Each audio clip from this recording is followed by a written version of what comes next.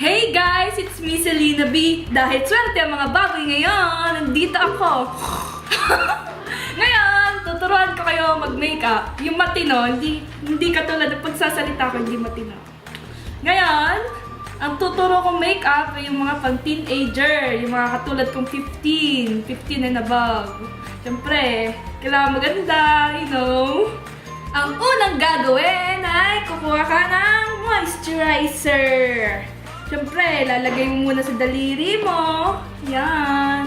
Tapos, kuha ka ng salamin para sigurado baka sumala. Lalagay mo dito. Dapat soft ang ating skin, mga teenagers.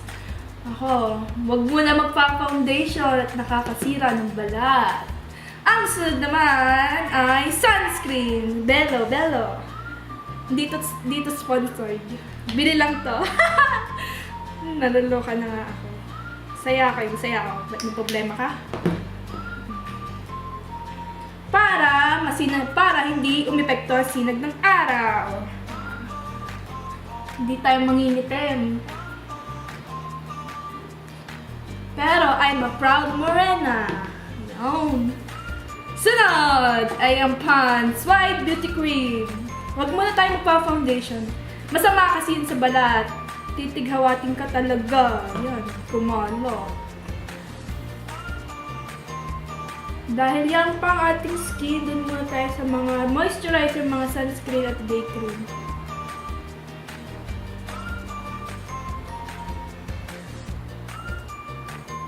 The power of makeup. Sunod, isang kilay. Ang gagamitin ko naman ay yung Careline. Mura lang to eh, wala pa itong 100. Yun. Careline, baka naman. Nasaan ang aking applicator? Are, ang dapat na applicator is angle brush and with a spoolie para malinis ang kilay. So, ang gagawin mo, ito, ang pencil, ito, angle brush, gagawin mo kasi pag purong pencil ay medyo nag-shaggy. Basta shaggy. Yun, shaggy. Yan. Dapat palaban ng kilay para pag makita mong kaway mo, nakaganon ka. Aura. Tapos, igaganon mo para angle na angle. Katapos, i-outline mo ang kilay mo. Unahin mo ang arko ng kilay mo, siguraduhin mong in shape. Huwag ka gagawa ng ibang anggulo ng kilay mo kasi iiba itsura mo.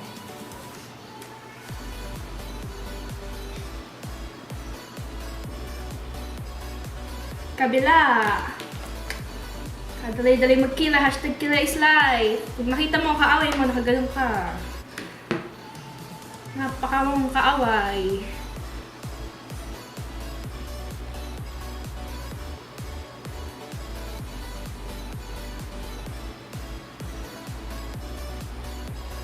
Ang susunod na gagawin ay pupunuan mo ang kilay mong in-outline, katulad ng pagpuno mo sa pagkukulang ng jowa mo.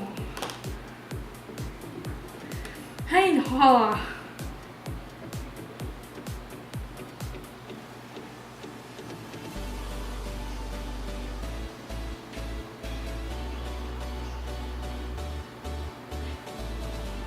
Tulad niya, naka-fill in na. Pero, depende po. So, nyo muna i-judge. Kabila.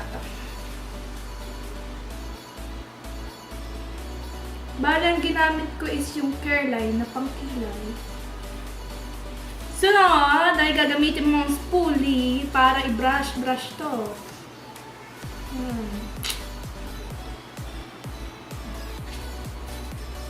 Yan, ang kapal. Hindi na ako sanay na may kilay. Walang magbabash. Ayoko ng basher. Bashers are losers. Charot. Yan. Bashers are full of insecurities. Share ko lamang. Walang pinapatamaan. Sunod ay ang mascara. Bale, gagamitin ko ay Marc Jacob mascara para sa aking kilay. Para mukha siyang hair strands. Ganon. Kasi ayoko nung basta outline lang, gusto ko parang may stride. Yung katulad ng kay Andrea B. Pero mas maganda yun. Never mind.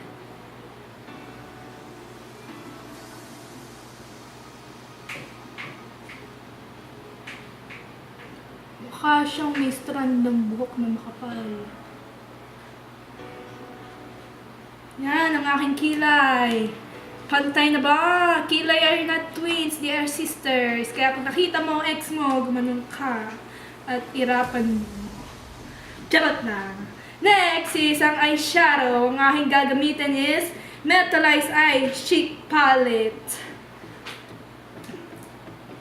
Bale, ang mga laman nito ay ito. Ang gagamitin ko pang eyeshadow ay yung latte.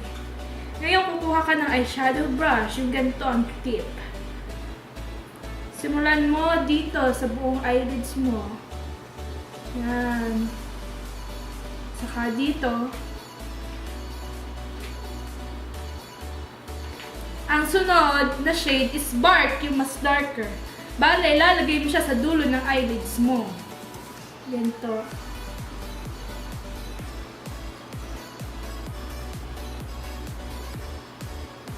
Yan. Ganda na ba ang eyes ko? Next ay kukunin ko ang aking Ellen Tracy Complete Contour and Complexion Palette. Don't judge me. Ngayon, kukuha ko ng fluffy na brush. Hindi ko alam kung tawag dito. Basta H&M to. Tapos ito, ang aking mga palette. Ngayon, kukontour ko ang aking malaking mukha. The bigger, the better. But the smaller is the, ewan ko, thinner. Yan. Contour mo mukha mo para hindi ka mukhang siopaw.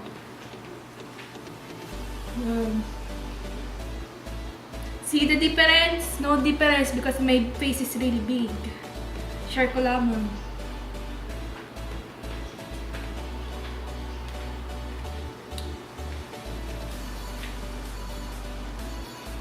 Siyempre, kailangan mo din i-contour ang ilong mong pango, katulad ko pango. Pero, tandaan nyo, hindi lahat ng babaeng matangos ay kasing ganda ng mga pango. Diba? Gagamitin ko ay yung sa Estee Lauder kong palette. Ito, yung brown dito. Tapos, i-contour ko ang ilong ko.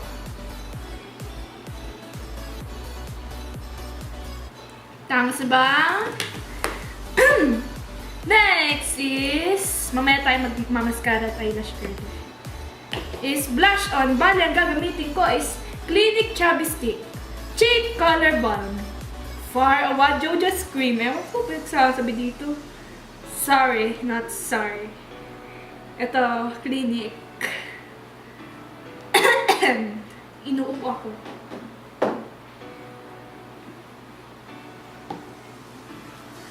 Kakalat mo lang siya sa cheeks mo. Padadaanin mo dito. Dito. Dapat pati sa baba meron din para mukhang natural at mukhang mestiza. Yan. Next is mag-highlight tayo. Kukunin ko ulit ang palette kong to at may highlight dito. Ang pangalan niya is Angelic. Balik kamay ko na lang gagamitin ko.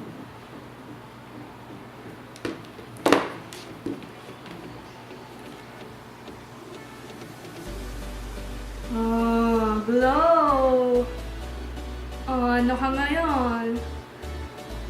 Lumalaban ng palette na to. $2 lang yan. Pero malaban.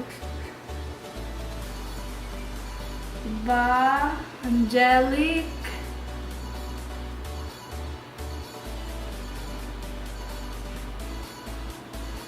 Kasing kinang ng diamond. Charot. Sunod ay magli-lipstick tayo. Estee Lip Tint kasi nga teenager. Gagamitin ko ang aking Nichido Lip Tint. Ito ay murang-mura lang. I recommend this to students. Lalagay ka lang ng konti. Tapos, papatungan mo dapat ng lipstick. Are ay NARS with the shade of Funny Face. Mukha daw kasi akong clown, kaya Funny Face. Idadab mo lang para hindi masyadong matingkad.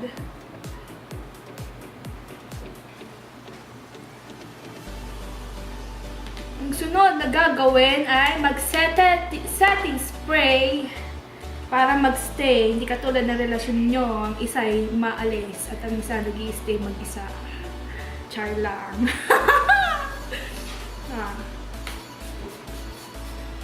Di pa tayo tapos? Let it set. Let it set. Set a date. Wait lang. Di pa ako tapos. Diba? Kaya ang ex. Ngayon, tayo ay mag-eyelash curler. Kaya ako pinanghuli ang eyelash curler kasi danas ko na mag-eyelash curler tapos mag-setting spray tapos nababa yung pilik mata. Kaya nonsense. Sagad mo, ganyan. Ganyan ako kalupit mag-eyelash curler. Yung sagad na sagad. Katulad ng inakaaway mo pag sinasagad ka. Sagadin mo din. Sagadan kayong dalawa. Charot lang.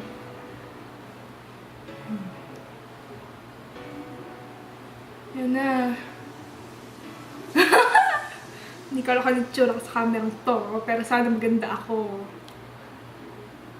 Katapos, lalagyan mo ngayon ng mascara. Ang gagamitin ko is yung Clinique kong mascara. Clinique, parang lagi kong tambayan Clinique. Charot lang. Lagi ko yun ako sa kutsyan ko. Taba ko daw kasi.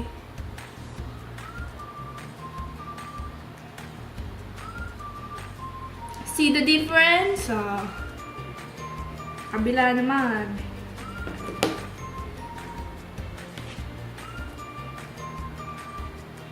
Diba ako, konti, baka kasi hindi kita. Eh, hindi ako sanay kasi first time ko nga mag-film. Artista na ako. Charot lang. Kumuha ko daw si si Yasmin Bird. Ewan, apelido nun. Pero kamukha ko daw yun. Ewan ko, kahawig daw. Gayon, kahawig. Basta Yasmin. Basta gayon. Halik mata. Ang aking beautiful eyes.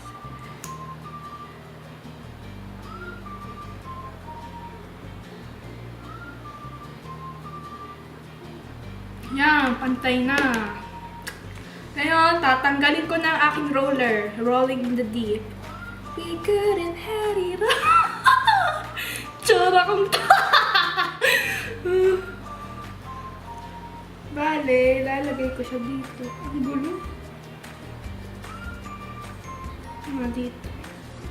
So, yun nga, dahil magulong pagka-roller habang nasa box ko nagdine, nilagay ko ng side. At doon na magtatapos ang ating pag-makeup. At anong itsura ko ngayon? Feel na feel ko naman. Kung gusto mong gumanda, mag-makeup ka. Pero kung tunay kang maganda, kahit wala kang makeup, maganda ka pa din. At walang pangit sa mundo, kundi ang mga taong insecure. Charot lang! Bye-bye!